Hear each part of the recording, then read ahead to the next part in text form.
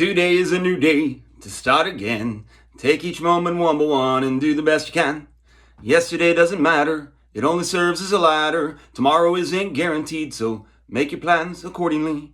Today is a new day to start again. Take each moment one by one and do the best you can.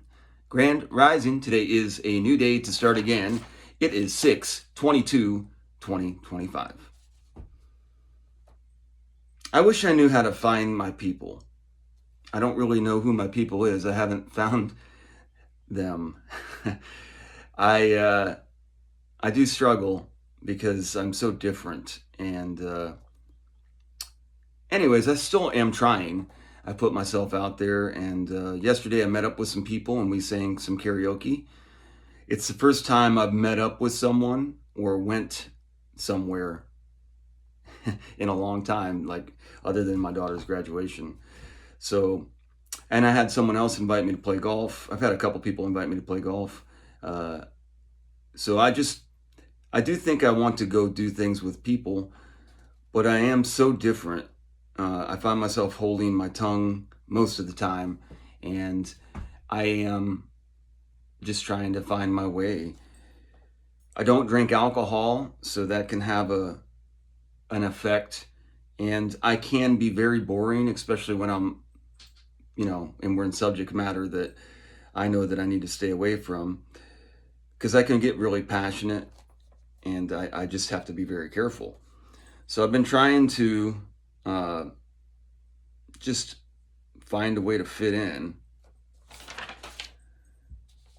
So I'm trying to take each day one day at a time, and the emotional swings sometimes, especially in this world that we live in. So I have a 4-day work day today.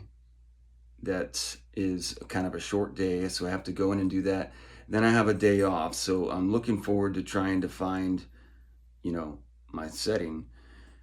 When I went out last night, I'm sitting there waiting, and I look up at the screen, the TV screen, and it says something along the lines of Trump, U.S. attack, Iran, successful.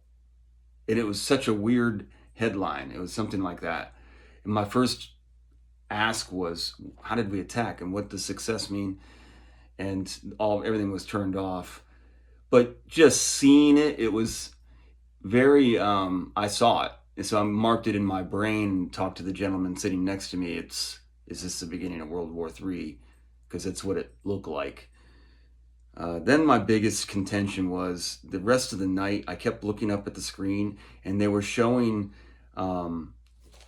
visual graphics of the weaponry that we were using, and it was very phallic. And I just really, because I didn't get to hear the audio of it, I was just watching like the mainstream, what they were pumping out right at this brink of you can't go back from what they said was they obliterated it. So I don't even know what that means, but all I know is we're in for it now. Anybody was asking about, I think that's the moment, right? But so, and nobody wanted this. Nobody wants this. I'm hoping that there's no way it just fizzles though. So what I do know is the world changed yesterday, probably. And so we might as well get ready for today. I need to make myself valuable. People do turn to leaders.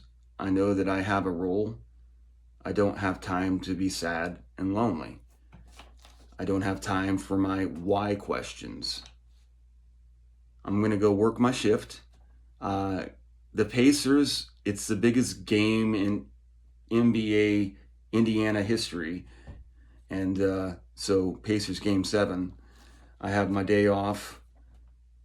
I have just gotten my ass kicked in sales, really, since I've been trying to be a salesman again, and it seems like it's things that are not in my control. I'm like really trying to be a good salesperson. I'm trying to make my efforts go forward.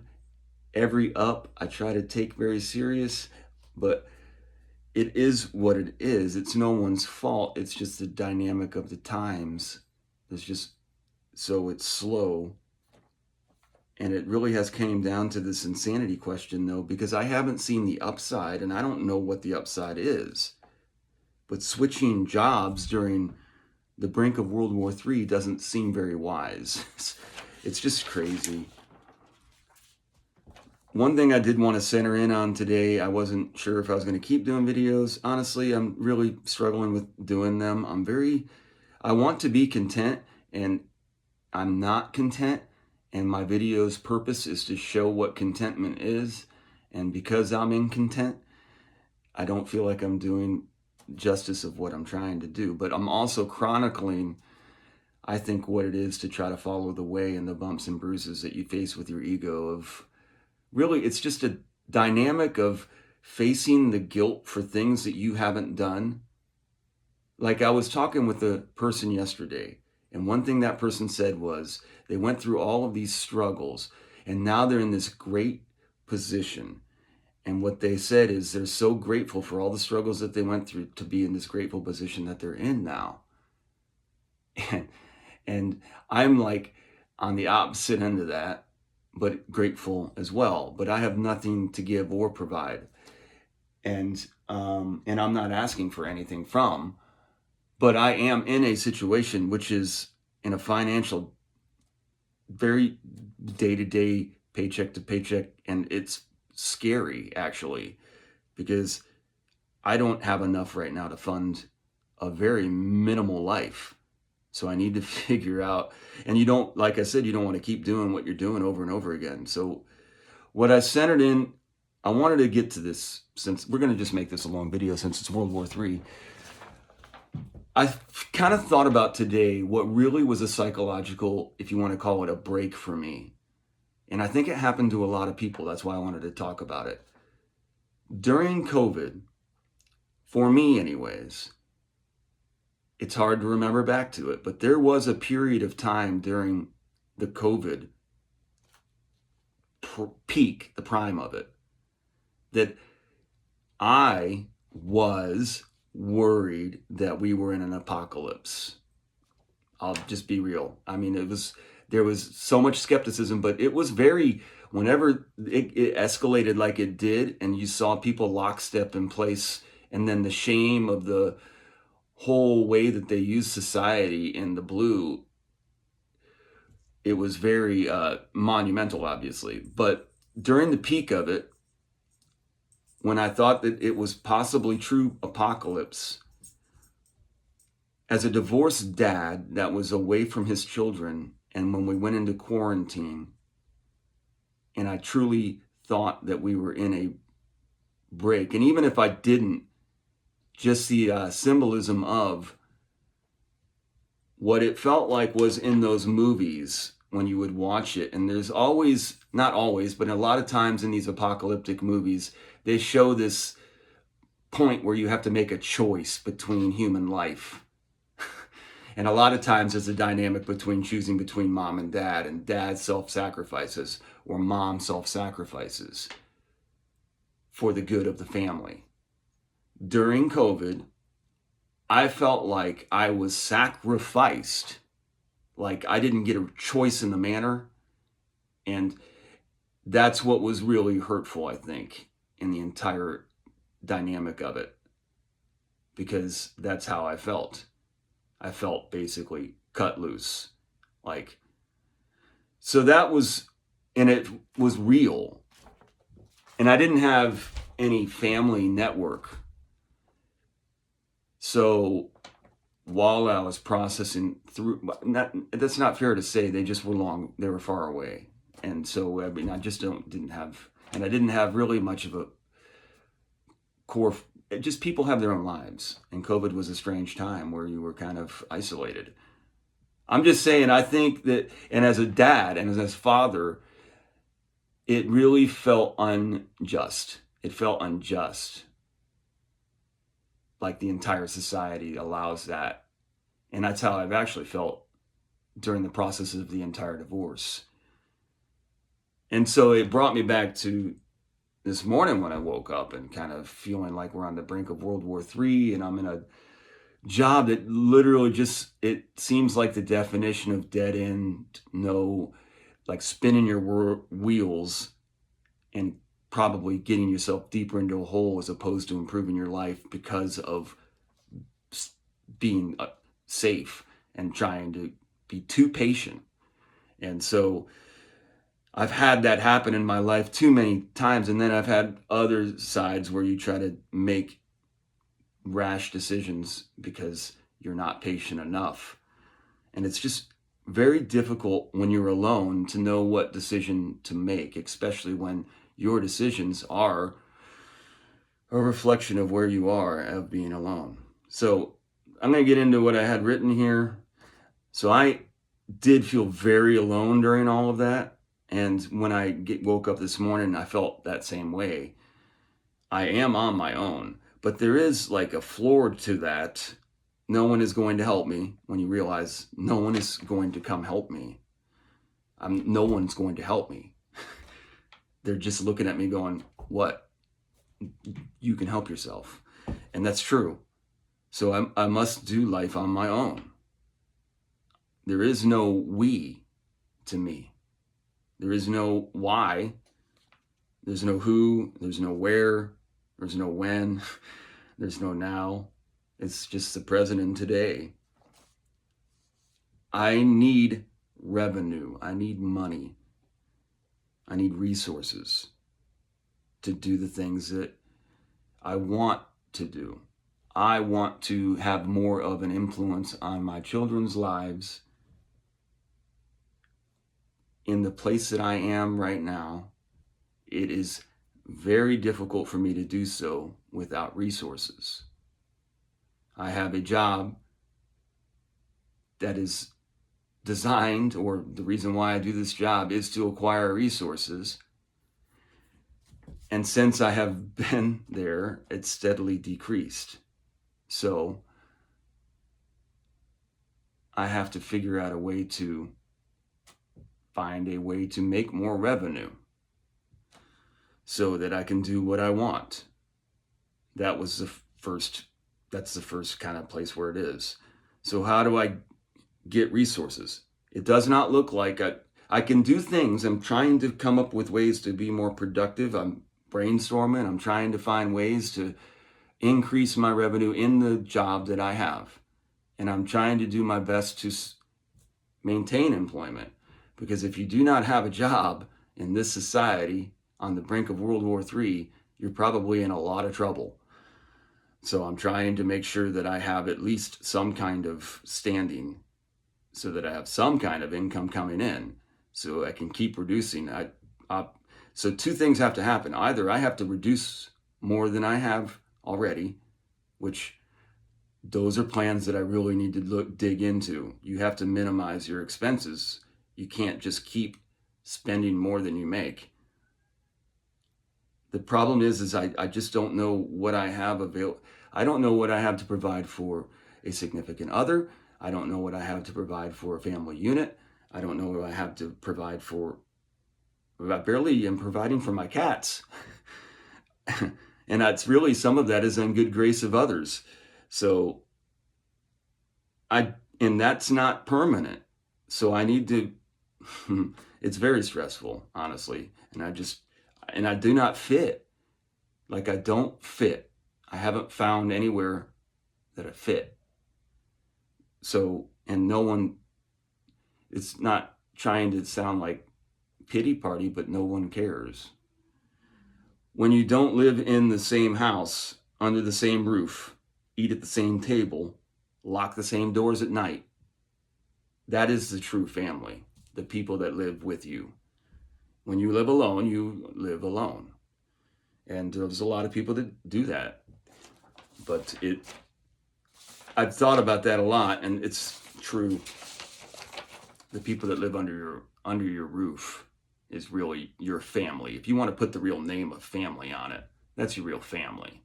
The people that live under the same roof. That is the investment of a home, of a family.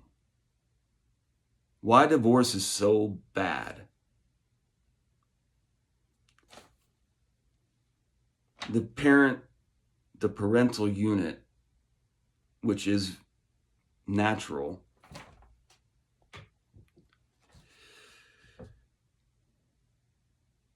becomes adversarial, and the children suffer. Those children become parents. And really what it should be is they don't have children because they've seen what happens. If you do have children, there has to be, in our society anyways, there doesn't have to be anything. I don't want to get too clean on any of this. The burden is very difficult to carry alone. It's very difficult to carry the burden of being a parent, whether it's by your own good or bad. If you're not allowed to be a parent, or if you aren't a parent, regardless, if you're not a parent but you have children out there, there is a burden to that, a psychological burden to that. The money, the time, the loss that will never be recovered, the loss of moments and time that will never be recovered for yourself and for your children. It's just, is it bad? Is it bad to be estranged from your children? It depends on the tone. Like if you're the one that goes out to provide and you work all the time and you're never home, so you're not involved with your children's lives, but you are providing for them. Is that good? If you're not there at all, and you're not providing financially, then you obviously, that's bad. That's bad. But what if it is because of circumstances that are beyond your control? What if things happened in your life that were not your choice, that were someone else's choice, that had negative effects on your choices, which led you to difficult circumstances and being estranged from your children? If that happens, is that still evil? The ones that walk away because every time they get into any kind of interaction, there's an explosive fight, and that becomes destructive. Is that evil? It's hard to know. There's two sides to every story. What I can tell you is, in the end of this divorce, I lost. I am a loser. That's what happened. I lost. I don't know if anyone won, but I definitely lost. And I became lost. Everyone wants to win, but everyone can't win. I don't want to be a sore loser. I can take the L. I am content with it, but it's such an ache to not be with your children. And then not only do you have the suffering of not being with your children, but then the reflection from others that it's your fault that you're not with your children. And if you try to explain why it's not your fault, that contributes it to being your fault. It's really a difficult scenario. I have put more genuine effort into striving for my purpose than I ever thought was appropriate.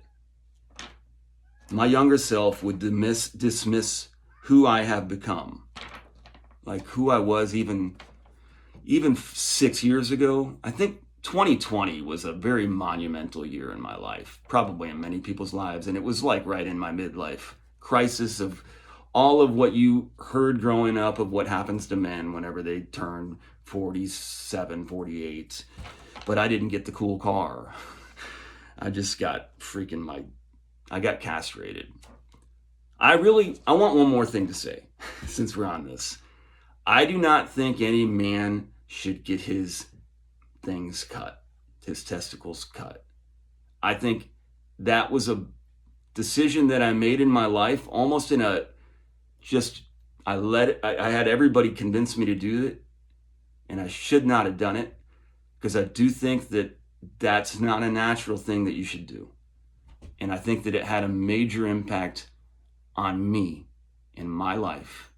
So I would say, if you don't want children, don't have sex, because that's why sex is, and people really don't like that one. But in a grown up, real, logical world, you can kiss, you can have some stuff, but if you set your seed into someone, that's the intent of that, is to have a child. So you shouldn't have to cut your, and you shouldn't do it, period, because it's bad to do. It's the only, it's not the only function of that. There is other functions. And the vitality, it's called vitality. I think it has a big impact on a man and his verver. So I think that was a big mistake in my life. And I feel like I made that decision against my wishes. I have, like I said, I don't know where I'm at with this. I'm a little bit frustrated just with the general place that I'm in, but I am trying to put my intention into becoming the best version of myself today. And it's difficult for sure, but I am who I am today, when it is, where it is, and why it is. And in the real, it's shorten the gap here. I just have, from sun up to sundown now. I got a 4-hour workday. I got Pacers Game 7 for this nostalgic ego David Clark guy that grew up in Indiana, loving to watch the Pacers, and Reggie Miller. I have a lot to look forward to, so I'm hoping that Trump didn't screw it all up and we don't even get a Pacers Game 7, because we have World War III, because it seems like we might be on the brink. I will say that I have been alarmed by some headlines like that, and I can't pinpoint what they are, but in the recent, since 2020, where I thought, uh-oh, here we go, and then it like fizzled really, and I was like, oh, well, that's not that big of a deal. So it'll be interesting to see how this plays. There's already been people out. I mean, there's just a lot. It's a powder. It's a, what do they call that? A powder keg. But whatever, I'm just I can't do anything with any of that. My shoulder, though, is one of the most positive things I would say. I stopped thinking about it as much, and it is definitely better. So I'm kind of glad that I held off in trying to get my golf game going, because, I want to make sure that I'm doing right things moving forward. I still do have a voice. It was funny last night. I went to go sing, and before I went to go sing, I got a frog in my throat, which makes it hard for me to sing. That happens to me every once in a while. And it was a kind of a bummer, because I was ready and stoked. And then once you have that happen, it's just like you can only sing easy songs. And anyways, so it was kind of a bummer. I didn't get to sing as well as I wanted to. All I'm trying to do is follow through now. So enjoy my day to day and try to work on it. I've been very productive. That's why I'm a little bit more peppy, even though it seems like I should be kind of down. I'm just ready to keep moving forward. And I'm trying to take each step one step at a time. Take each moment one by one and do the best you can. I'm going to do great. I'm going to be great. So you do the same, wherever you are, whoever you are, whenever you are. If you just watch this video and then at the end of it you go, okay, from here on, I'm just going to do great and I'm going to be great. And then I'll be grateful. I'll be full of greatness. And then I'll give that to everybody around me. And that doesn't have to be money. And it doesn't have to be the earned hard work that you've done. It's just the abundance that you carry with you. And it just kind of just falls off. I think, I don't know. I have no idea what I'm talking about anymore. All I know is it's a weird time right now. Very strange. It feels very strange. I really don't know what's going to happen. We just freaking bombed. We just bombed Iran. That's a big deal. You don't come back. In fact, I can't think of a different time where there was something that significant. But maybe I'm making too much out of it because of the bold letters. Maybe it's not that significant. I don't know. But it feels pretty significant. So it's a little scary.